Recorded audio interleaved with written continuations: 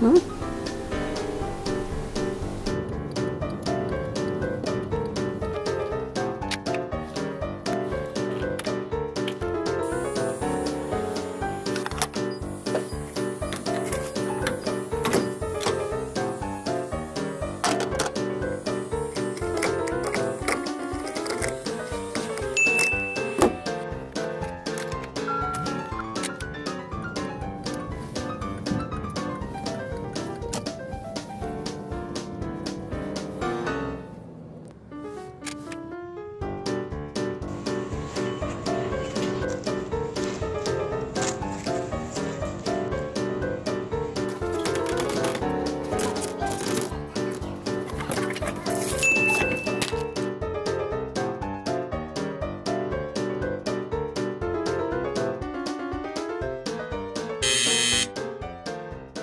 Second breakfast.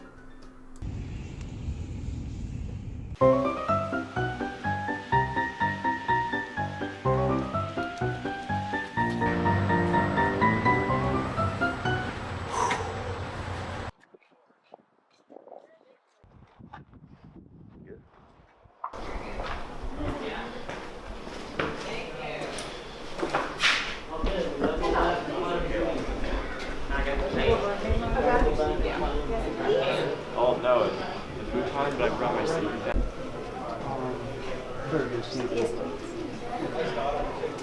Perfect. Thank you. Thank you. $10, please. Oh, Can't another post card. Lisa. Okay.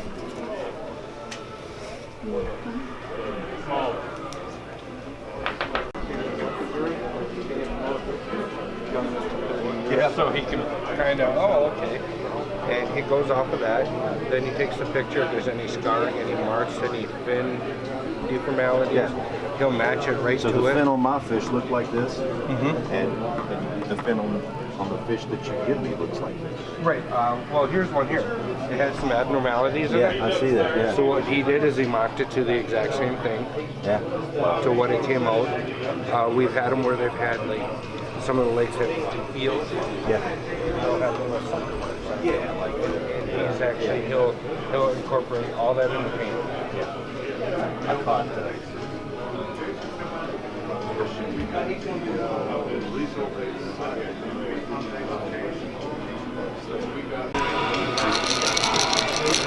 That's a musky size rattle, wouldn't you say?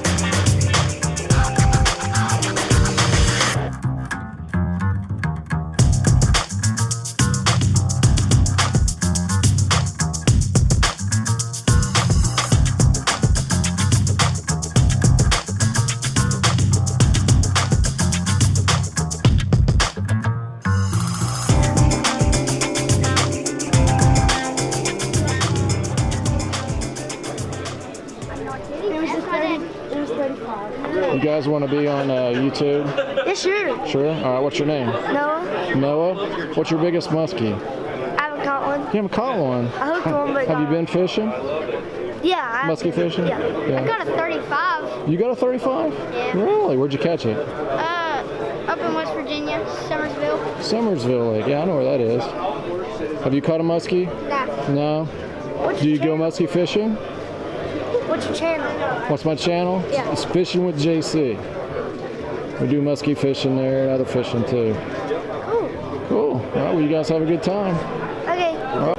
So what's your name? Hi, I'm Doug Dible. I'm here running the booth for the PMTT, the Professional Muskie Fishing Trail. We're trying to sign people up for the fishing trail to fish the PMTT, become a professional muskie fisherman.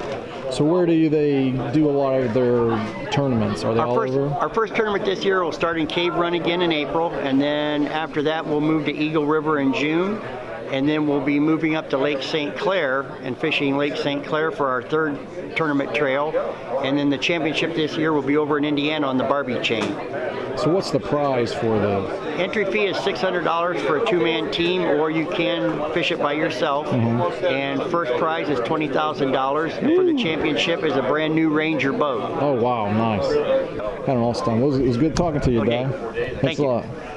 So tell me a little bit about Chapter 9. Like, what is their main purpose? Yeah, 45 minutes. Well, we started in 1978, and we are probably one of the more dedicated chapter of Muskies Inc. works for the local DNR. We have worked in partnership with them over the years.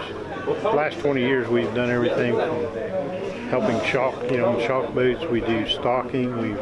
We've built buildings for them. We've roofed buildings for them. We've done a lot of habitat work on some of the lakes and so forth. So probably, other than muskie fishing itself, our #1 goal is working with DNR for the fishery piece of it. What you'll find, Muskies Inc., basically the club was built on catch and release.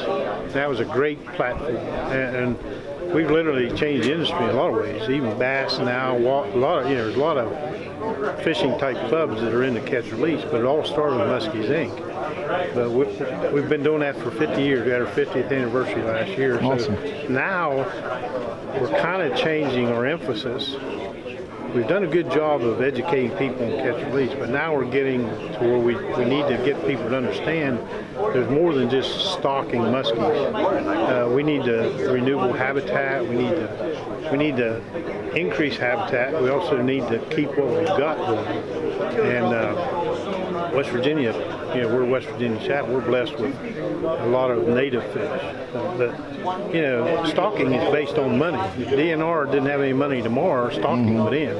So what you have to work with is what you're given. And you'll find Muskies Inc. on a national level is working more now with conservation, preservation of what we have, and renewable type resources and so forth. So there's going to be a change. We're still a catch and release oriented club, of course, but we need to go beyond that now. Now we need to educate people on, West Virginia is our fisheries that are high risk because of mining. We always have been. Now it's the drilling and so forth. We just need to make sure that stuff is not doing harm to our native fisheries. So where do they get their brood stock from in West Virginia for the muskies? All brood stock right now in West Virginia is coming from Middle Island Creek, the Canal River.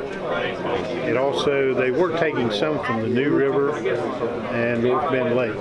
That's primarily where all the native fish come from. They come into Palestine Hatchery. That's where the spawning process more or less begins, takes place. Excuse me. But then we distribute them to like 4 or 5 different hatcheries where we're raising now to advanced fingerlings. All of our stocking is done in the fall now for advanced fingerlings, other than some leftover fry they may throw in somewhere, early in the spring. But we're trying to go with all advanced fingerlings. Now this year, we had a VMS scare back 6-8 years ago. We routinely got some Chautauqua fish from New York and put in some of the eastern waters, Stonewall Jackson, Stone Cold, Mon River, Tiger River. They went into quarantine because of VMS several years ago, so we were strictly limited to West Virginia fish. When the quarantine's over, we feel, at least the biologists feel, that the Chautauqua fish may do better in our impoundments. So this year, 2017, we went back to stocking Stonewall, Stone Cold, Mon River with Chautauqua fish. We still bring them in as fry, and then we raise them to advanced fingerlings and stock them as fall. So now, are they pure muskie, or is there any tiger muskie strains? No, we don't stock any tiger muskies. They seem to die off a little faster, don't they? Yeah, because I know they're a little shorter. Yeah, short lifespan a little shorter, and muskies, tiger muskies,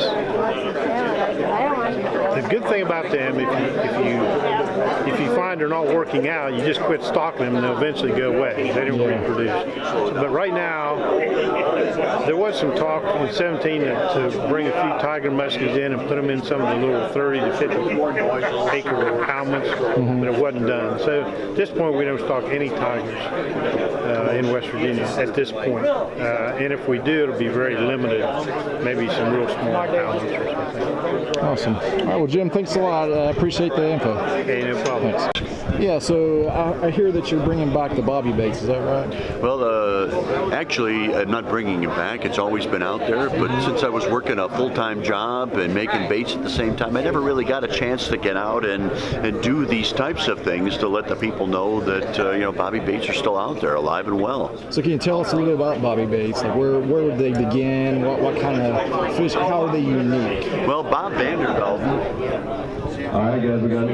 he's the original inventor of the Bobbie bait. He started back in the 1950s as a tavern owner and a guide, and eventually turned into a bait maker where he would sell baits out of his boat while he was guiding. Wow. But the claim to fame was through the trips that they used to take up at Lake of the Woods, and eventually Muskie Hunter magazine got them some exposure, and they would just take hundreds of bobbies up to Lake of the Woods and just beat them on the rocks, and they would catch a ton of fish. Awesome. Because they're made of wood, they're kind of indestructible.